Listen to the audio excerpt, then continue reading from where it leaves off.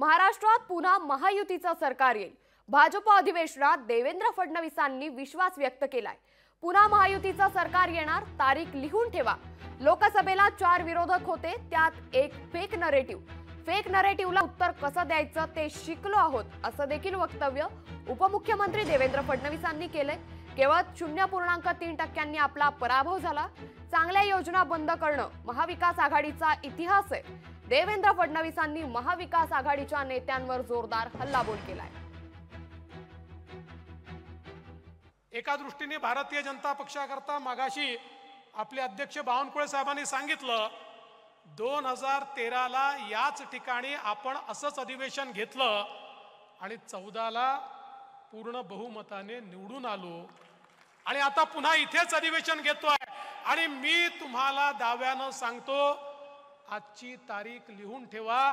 देवेंद्र फडणवीसनी म्हटलं होतं लिहून ठेवा, या विधानसभेनंतर पुन्हा एकदा महाराष्ट्रामध्ये महायुतीचंच सरकार निवडून येईल।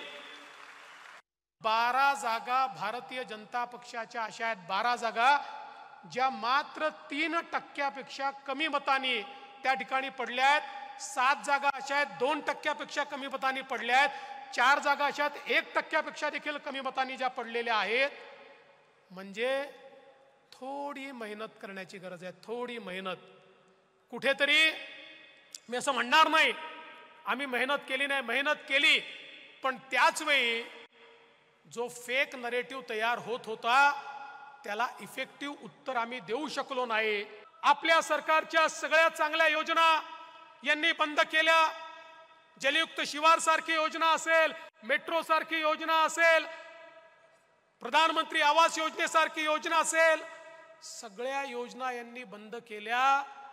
बंधू भगिनींनो, आज पुन्हा एकदा आपल्या महायुतीच्या सरकारनं अशा योजना आणलेल्या आहेत की जनमानसाच्या मनामध्ये ज्या योजना घर करतील अशा योजनांची सुरुवात आपण केली आहे।